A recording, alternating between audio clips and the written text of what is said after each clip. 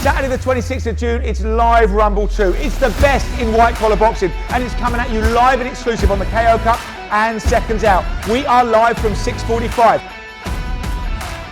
You can't miss this.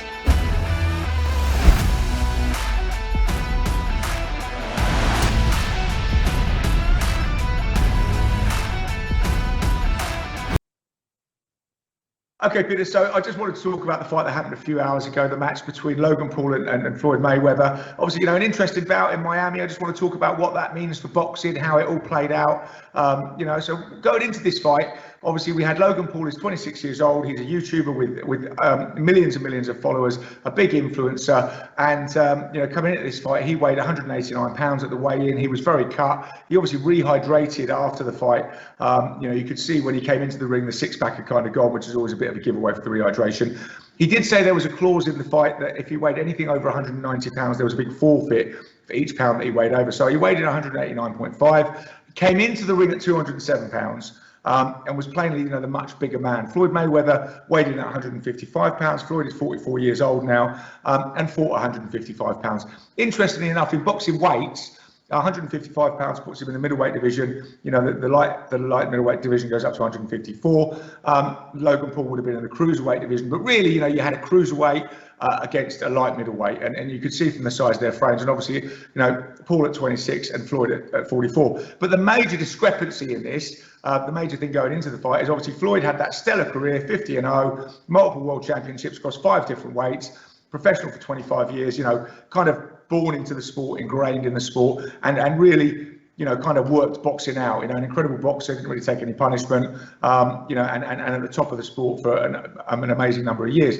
Whereas obviously Logan is a YouTuber and has been dabbling in this sport for the last couple of years. Had one previous fight against a fellow YouTuber called KSI over 6 rounds. So but it generated huge interest, and it was a massive event. It was a pay-per-view event, and it was interesting, what people were saying in boxing before this. So you had sort of diametrically opposed views. Mike Tyson kind of exhibited one view because he's been dabbling in this kind of thing himself. He was saying, look, it's putting lots of new eyes on the sport. It's to be applauded. It's a great thing.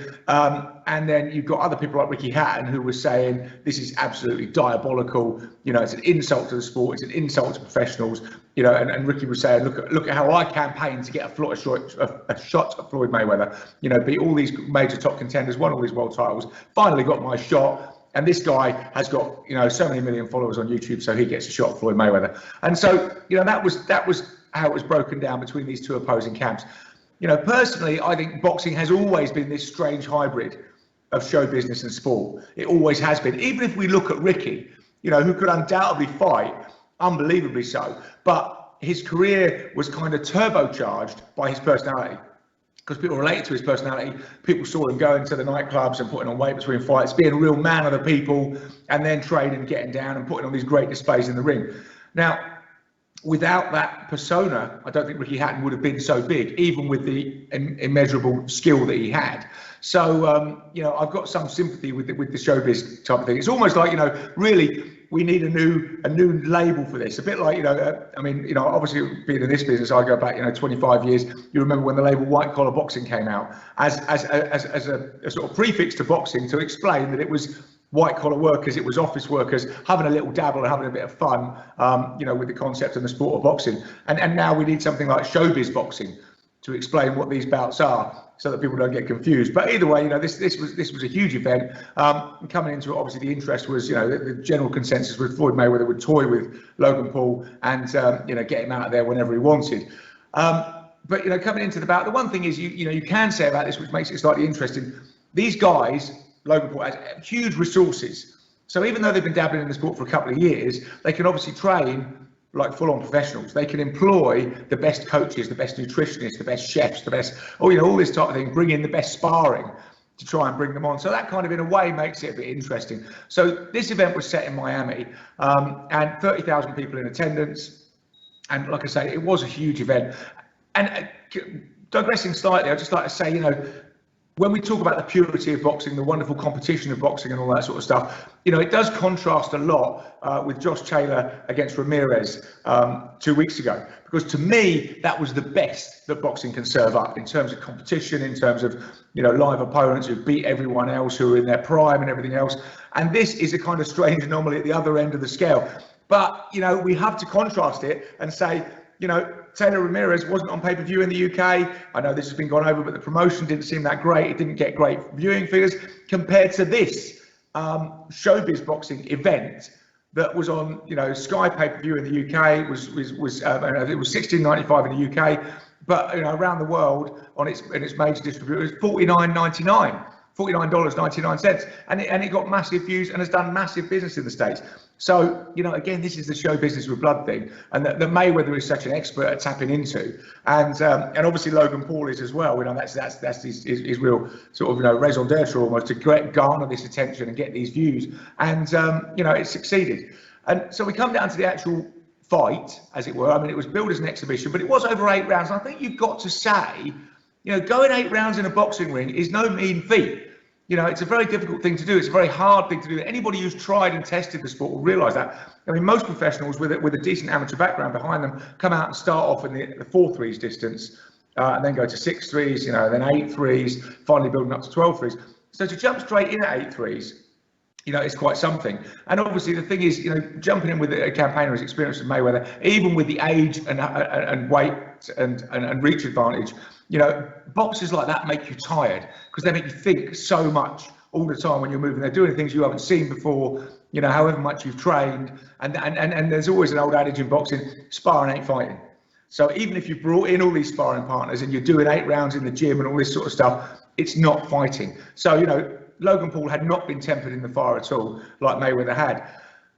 So, I think, you've got to kind of take your hat off to him there. And also, I do think as well, obviously there were no points, so there was no winner, because the only way to win was a knockout or a disqualification. And the fight basically went the distance.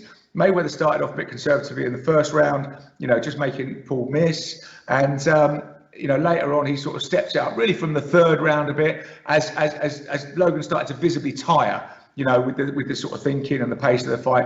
Although he did come in and get a bit of a second wind, there was a lot of holding and grappling from Logan Paul. He was a wrestler in high school. And obviously he's got to use his physical advantage. He's got to use any advantage he can to try and close that disparity, in skill and experience. So he did lean on Mayweather a lot. He did pull Mayweather in a lot. I would say the fight wasn't massively interesting. It wasn't, a great spectacle of athletic endeavour. But it obviously had that interest with these characters in there, and I've got to say I thought Logan Paul did quite well. Really, the argument has come out on Facebook that Mayweather was just carrying him. I don't think Mayweather would do that really. If he had the opportunity, as he showed, in his last exhibition match, if he'd get you out of there, or get you out of there, why would he stay there and take the risk of taking punishment? And also with Conor McGregor, I mean, he built that up slow and then obviously finished that back in 2017. So I think if Mayweather's got the chance to get you out of there, he will get you out of there. And I think Logan Paul was just a bit too big. Floyd is 44, maybe he was slowing down a little bit. But I think Logan's survival, in a way, was very much the victory. And I suppose that also asks, how do I feel about seeing Floyd Mayweather, the great legendary Floyd Mayweather, in there having a bit of a wrestle fest with a YouTuber? And I've got to say to you, Peter, to be honest, I don't mind. I'm not concerned about this. To me, Mayweather's legacy is in those 50 fights. I mean, maybe we'll take out the McGregor fight, the 49 fights before, the 5 weight divisions, what he did with boxing. And also don't forget that he was always very, very good. When he created this money persona, when he won his first world titles, he was Floyd Pretty Boy Mayweather. People were sort of taking notice, but not massively enthused by it. Then he created this money persona, kind of the bad guy that everybody wanted to beat, but nobody could beat.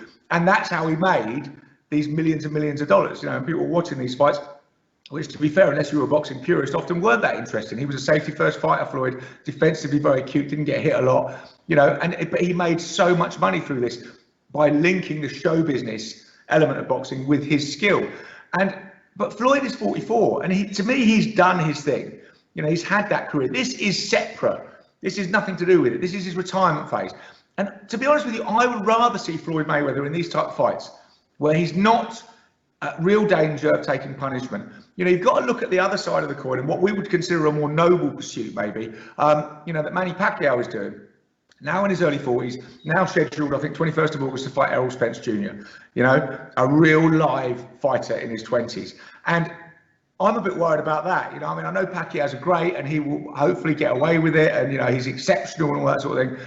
But when you've got guys in their 40s going against guys in their 20s, it just does make me feel a little bit nervous. You know, again, I think Pacquiao's done his thing and he's a legend. Doesn't need to face these guys, and that's where the damage can occur and where these things can happen. If Floyd Mayweather was selling cars or had a property portfolio or doing something else outside of boxing, as you know, in any other profession, you're a young man, we wouldn't mind. But he's trading on what he knows. He's trading on his skills and his persona and everything else to make, in this fight, $30 million for those 8 rounds of really probably not standing any chance of getting hurt. And you know, Logan Paul made $15 million. So, you know, massive money for them. And for Mayweather, not really a great deal of risk. So I've got to kind of take my hats off. But, you know, I'm talking about Manny Pacquiao. Also, if you go back and look at Ali, you know, in the later days of his career and the exhibitions against the wrestler, and he did similar things. And, you know, opponents like, you know, Cooperman and so on, who weren't really a threat to him. But then the ill-advised comebacks later against Berbick and Holmes, you know, damage was sustained. And I think Mayweather is avoiding that. And, you know, I think Mayweather's very smart to do that. And why shouldn't he capitalise on his name and his fame? And as I say, I think people only get annoyed with this if they confuse this with top-level competitive boxing. This is, I think we should call showbiz boxing. And so, you know, for that reason, I haven't really got a problem with it. And I think, you know, good luck to them both. I don't think it was a very entertaining fight. You know, I know it had all the hype around it. It made lots of money. And I think it did probably get, you know, new people looking at the sport of boxing. And let's not forget as well, these YouTubers that are getting involved in boxing, you know, they're not going and saying, let's settle our differences with a game of tennis. They're not saying, look, I've just become really interested in chess, you know, because they're saying boxing, it's elemental, it's, you know, it's the ultimate sport, it's the ultimate competition and so on. And, you know, and I believe in that too. And so these guys are saying that, and I think they are bringing interest to the sport. I just think maybe we should suffix it and call it show business boxing. Like we have white collar boxing, professional boxing, amateur boxing. It's a different type of boxing, but like I say, I haven't got a problem with it. I do think it brings eyes to the sport. You know, fair play to Mayweather, 30 million in the bank with no harm done. And, you know, and fair play to Paul as well. Where he goes from here, we'll have to see. But I think it's going to be an interesting development. It's definitely here to stay, Peter. It's a permanent thing. You know, as he was saying at the post-fight press conference, I'm just getting started. I've only just got involved in the sport. There's all sorts of other avenues for him to explore. So we shall see where it goes.